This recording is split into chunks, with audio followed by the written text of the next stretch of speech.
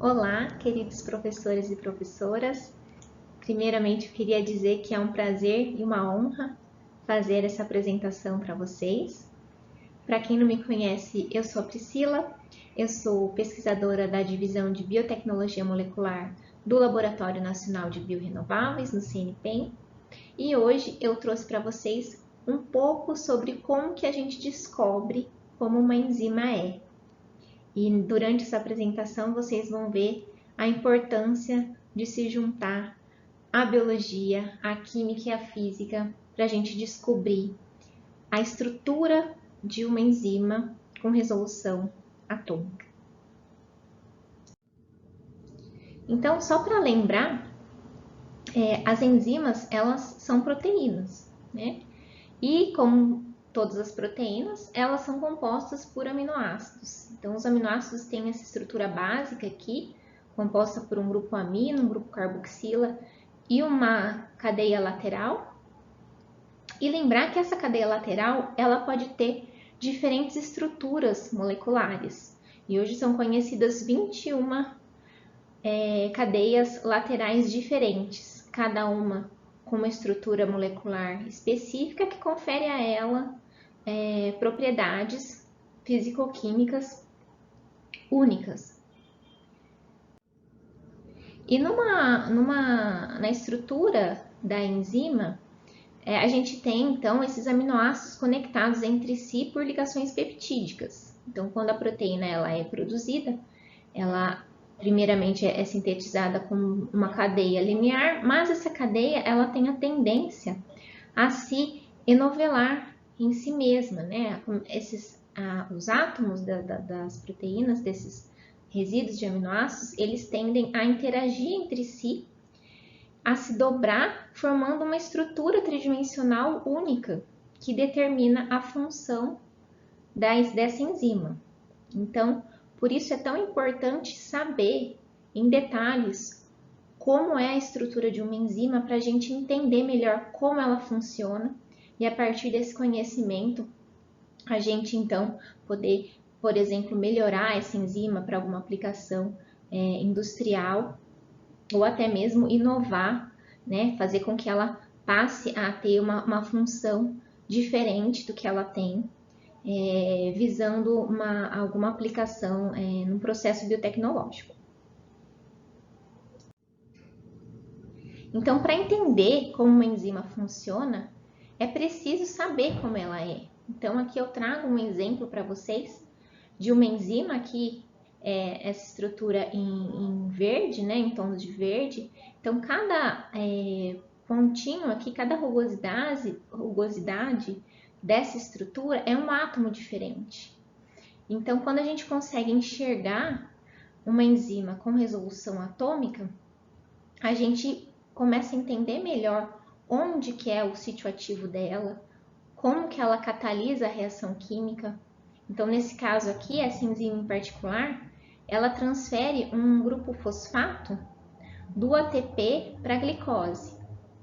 Então, para a gente conseguir entender plenamente como que ela é capaz de fazer isso, como ela é capaz de acelerar essa reação química, é fundamental a gente descobrir como que ela é com resolução atômica. E para a gente descobrir essa estrutura com alta resolução, existem 3 técnicas principais.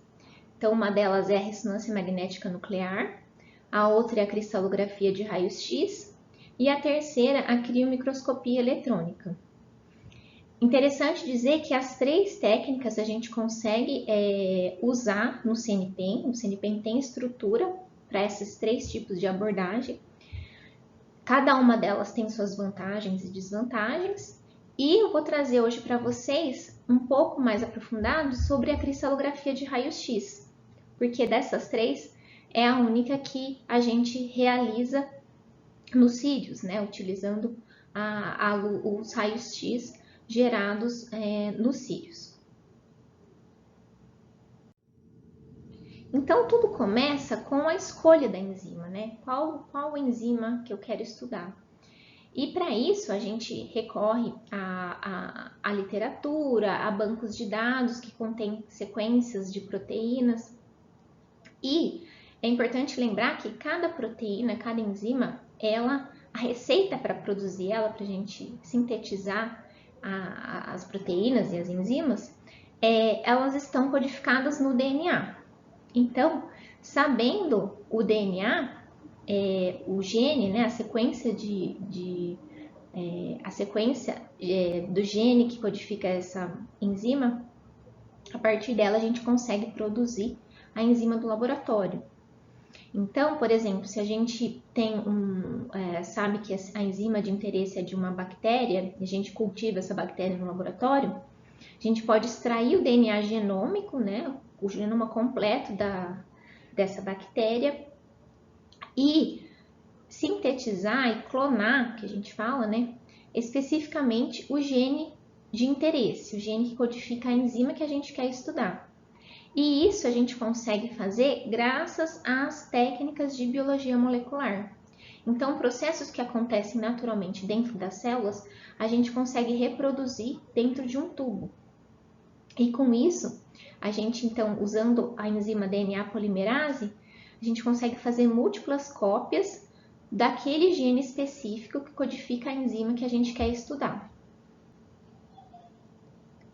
Depois de isolar esse gene e produzir múltiplas cópias dele, a gente liga esse gene numa molécula de DNA circular que a gente chama de plasmídio. Então, esse plasmídio ele vai carregar o gene de interesse e também outros genes que vão ser importantes para as próximas etapas. E aí, esse plasmídio, a gente insere ele dentro de uma bactéria que já é melhorada, vamos dizer assim, já é otimizada para a produção de proteínas em altas concentrações. Então, por uma técnica que a gente chama de transformação, a gente insere, então, essa molécula de DNA que contém o gene de interesse dentro de uma bactéria. Aí, depois disso, a gente coloca essa bactéria no meio seletivo, para a gente selecionar aquelas que realmente incorporaram esse plasmídio dentro de si. E depois de selecionar as bactérias que têm o plasmídio, a gente passa elas então para um meio líquido que é rico em nutrientes. E aí é nesse meio que essa bactéria vai começar a se multiplicar. E nesse meio também é que a gente adiciona um agente indutor, que é uma molécula que vai fazer com que esse gene de interesse seja expresso, ou seja, ele começa a ser transcrito em RNA mensageiro, esse RNA mensageiro vai para o ribossomo e o ribossomo começa a produzir várias cópias da proteína que a gente quer estudar. Então, percebam que nessa primeira etapa aqui, a gente usa muito de abordagens e de disciplinas da biologia, né? Então, tem aqui nas primeiras etapas a biologia molecular, genética, aqui na 3 e na 4, mais a parte de microbiologia. E aí, depois que a gente cultiva essas bactérias, a proteína, geralmente ela é produzida dentro da célula bacteriana. Então, para isolar a proteína de dentro da bactéria, a gente precisa romper a membrana dessas bactérias. E para isso, a gente usa, geralmente, a técnica de ultrassom, para romper a membrana. Então, aqui a gente já vê um pouquinho da física, mas mais para frente vocês vão ver que a física vai tomar um papel de protagonista nas próximas etapas. Então, depois que a gente libera as proteínas para o solvente, né? Aí vem a etapa de purificação. E aí que a química entra forte, porque para a gente purificar a proteína, ou seja, para isolá-la das outras proteínas que a bactéria produziu, a gente depende de métodos cromatográficos. Então, baseado nas propriedades físico-químicas da proteína de interesse, a gente elabora um protocolo de purificação que ela pode ser selecionada, isolada pelo seu tamanho, pela sua carga, ou por alguma outra característica que ela tem, que seja específica dela. E a partir desse momento, então, depois que a gente purifica, a gente tem então que analisar se essa purificação foi bem sucedida. Então, e para isso existem algumas técnicas, né? Aqui, como uma eletroforese em gel de poliacrilamida. Então, nessa técnica, a gente analisa as amostras, né, antes e depois de cada etapa de purificação, para ver o grau de pureza da proteína.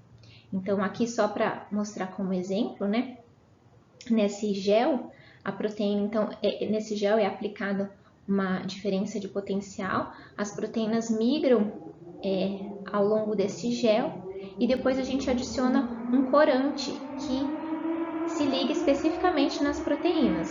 Então, aqui a gente pode ver antes da purificação que a gente tem aqui uma grande quantidade da proteína de interesse, mas também tem várias outras proteínas de tamanhos moleculares bem variáveis, né? E aí, depois que a gente faz as duas etapas de purificação, a gente consegue perceber aqui que naquele meio agora só existe a proteína que a gente quer estudar. E isso é muito importante para as próximas etapas, porque para aplicar a técnica de cristalografia, a gente precisa produzir cristais. E para a gente conseguir produzir cristais, a proteína precisa estar muito pura e a gente precisa ter uma população dela muito homogênea. Então, com essa amostra ultra pura da proteína, da enzima que a gente quer estudar, a gente parte então para os ensaios de cristalização. E esses ensaios, eles ocorrem em placas, né? Então, a produção dos cristais, geralmente, a gente cristaliza as proteínas nessas gotinhas, que tem aí da ordem de 1 a 2 microlitros. Existem vários métodos para se cristalizar as proteínas e eu vou trazer um deles como exemplo. E essa parte de cristalização da enzima é uma etapa de tentativa e erro. Então, é um processo empírico. A gente não sabe a priori qual condição que vai levar à cristalização de uma determinada enzima. Então, a gente acaba testando centenas de condições, mais de 500 condições diferentes, para tentar achar uma que favoreça a cristalização dessa enzima. E essas condições, né, essas formulações, vamos dizer assim, elas têm, nelas a gente varia o pH, o tipo de tampão, existem sais nessas condições, moléculas orgânicas, então a composição química é bem variável e a concentração desses componentes também varia.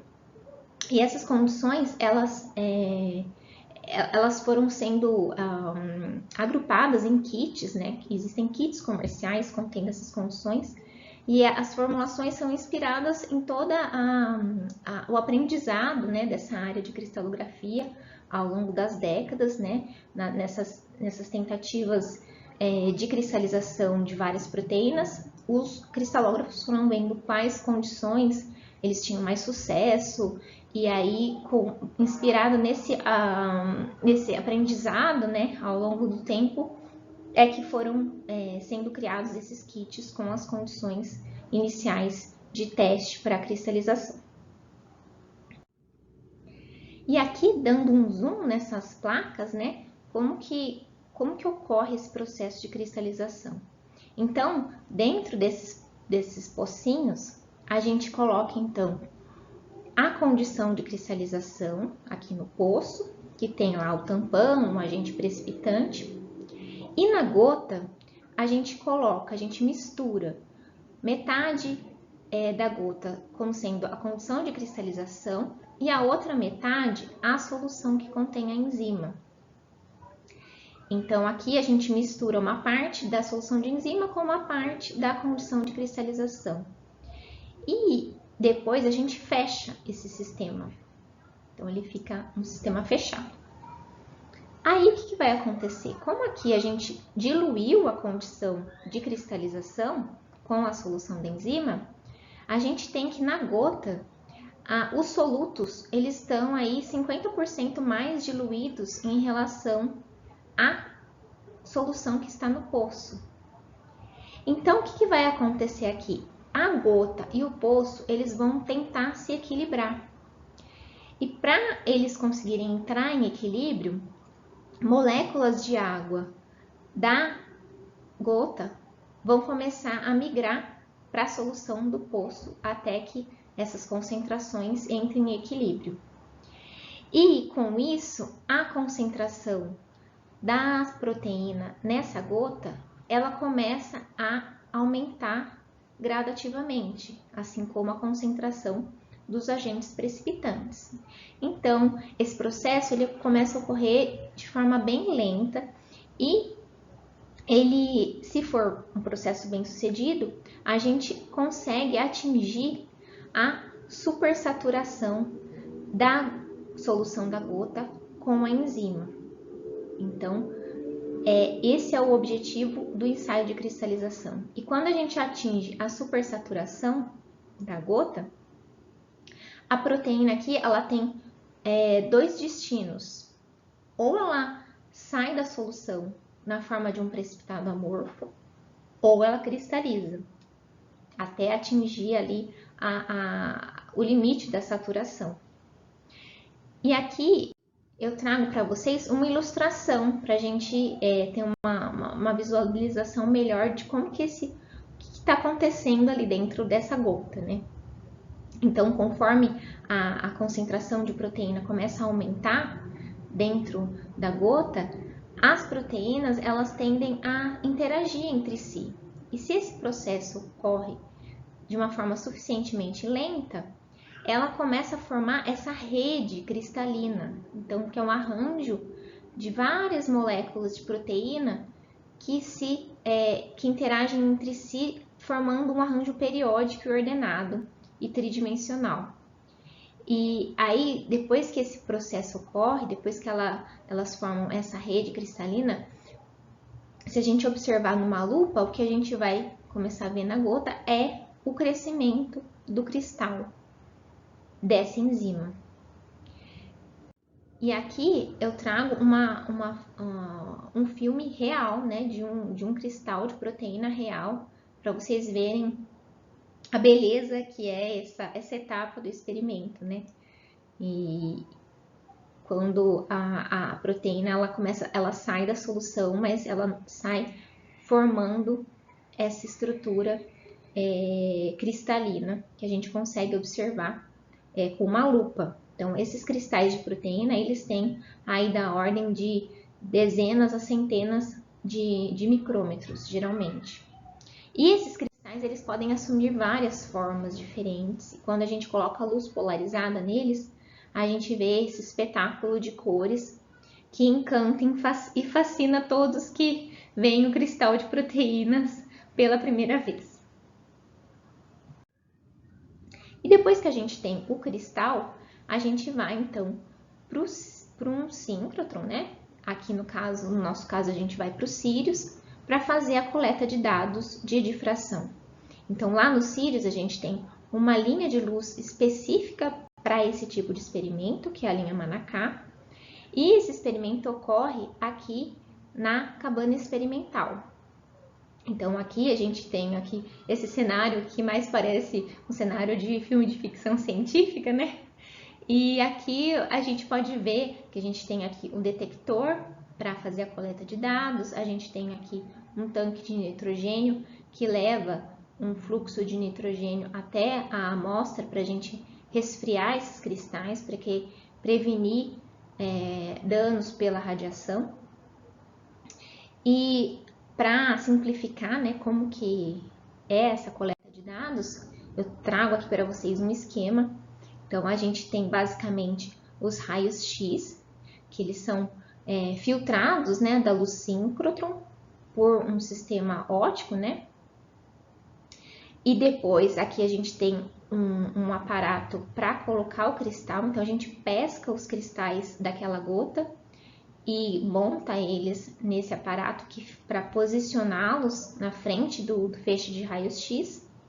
E atrás a gente tem o detector, que vai coletar as imagens de difração. Então, pelo fato do cristal ter esse arranjo periódico e ordenado de moléculas, quando o raio-x interage com ele, os elétrons dessas moléculas, eles fazem ocorrer o fenômeno de difração, gerando esse padrão de pontos discretos dos feixes de luz que são difratados. Então, cada ponto tem uma posição específica no detector e tem uma intensidade específica. E esse padrão de difração, ele guarda em si como que é a estrutura da molécula que está presente nesse cristal que forma essa estrutura cristalina. Só que não é, como vocês podem ver, não é uma imagem direta, né? Não é uma imagem já como a gente tem, por exemplo, quando a gente faz um exame de raio-x, né, do pulmão, por exemplo. Então, aqui, como ocorre o fenômeno de difração, a gente precisa, então, depois recuperar a imagem real, fazendo um processamento dessas imagens, desse padrão de difração. Então, nessa etapa de processamento, a gente coleta milhares de imagens de difração, cada uma delas girando de 0,1 em 0,1 graus o cristal, para que a gente tenha consiga observar o padrão de difração desse cristal em várias poses, né? Para a gente conseguir ter essa visão 360, conseguir ter um conjunto completo de dados para criar depois, para conseguir acessar a imagem 3D da enzima. E aí, então, nessa etapa de processamento, a gente usa vários programas, né, de computador que vão inicialmente transformar essa série de imagens num arquivo texto. Então, essas imagens, elas são analisadas e aí para cada ponto aqui, para cada ponto de difração, o programa consegue, então, identificar qual que é a intensidade desses pontos, qual que é a posição desses pontos aqui, né? Então, ele atribui um índice que diz respeito à posição desses pontos, ele calcula a intensidade desses pontos e um valor que a gente chama de sigma, que diz respeito ao ruído associado àquela medida. Então, essa série de milhares de imagens, primeiramente, elas são convertidas num único arquivo que traduz toda essa informação presente nas imagens na forma de números.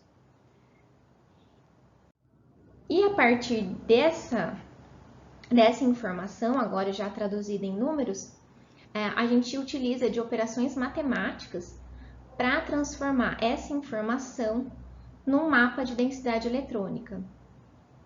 Então, é aqui que a mágica acontece, e aí percebam que, além da física, além da química e da biologia, a matemática aqui ela é fundamental, né?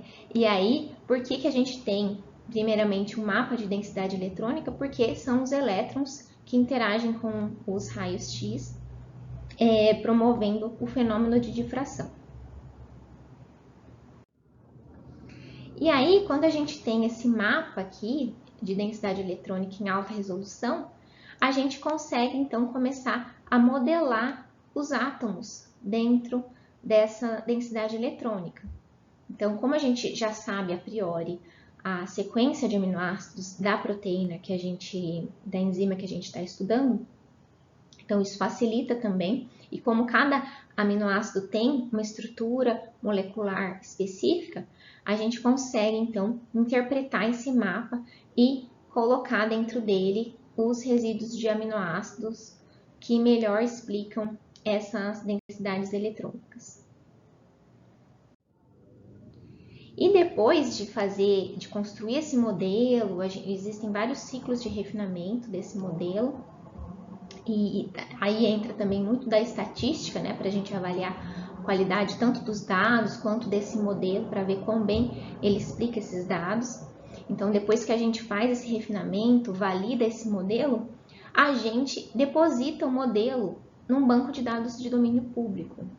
Então, toda a informação estrutural que a gente conhece hoje sobre enzimas, sobre qualquer outra proteína, elas são de domínio público. Então, qualquer um de nós, qualquer um de vocês, por exemplo, pode acessar essa informação, pode abrir esse modelo 3D na sua casa, por exemplo. Então, isso é legal também, que não é de domínio, esse conhecimento não é de domínio do cientista, ele passa a ser de domínio da comunidade como um todo, né? E o interessante é que esse banco de dados, onde a gente deposita essas estruturas e os dados também experimentais, que ele é chamado de Protein Data Bank, ele tem também um portal educacional. Então, ali existem muitos recursos educacionais, existem modelos de papel, existem vídeos, existem animações que ajudam a entender melhor esse universo da biologia estrutural.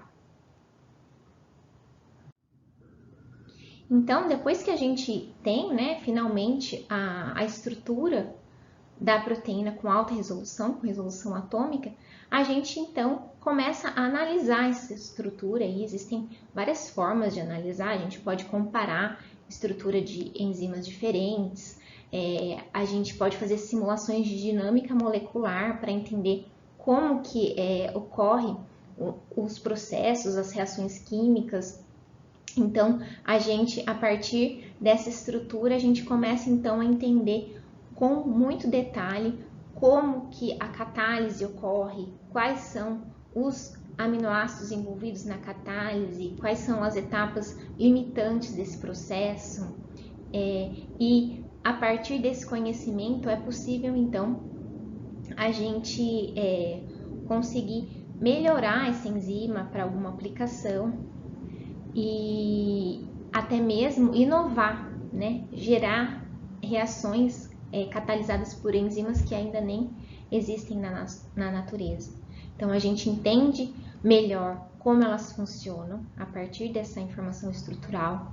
A gente consegue melhorá-las para aplicações industriais, por exemplo, e criar novas enzimas, novos biocatalisadores para reações que hoje talvez a gente só consiga realizar usando a catálise química, e é possível com essa informação e inovar e modificar enzimas para que elas passem a catalisar reações que o homem inventou e que não existem naturalmente na natureza.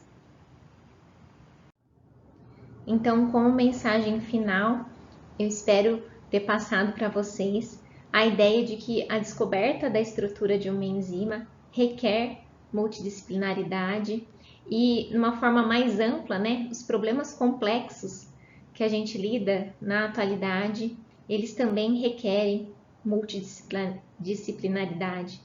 Então, eu espero que da próxima vez que algum aluno de vocês venha com aquela famosa frase, por que eu preciso aprender isso? Por que eu preciso aprender biologia se eu gosto de física? Ou por que eu preciso aprender a química se eu gosto de biologia? Talvez esse exemplo possa inspirá-los a ver as coisas com uma outra perspectiva. Um abraço a todos vocês, espero que vocês tenham gostado e até mais.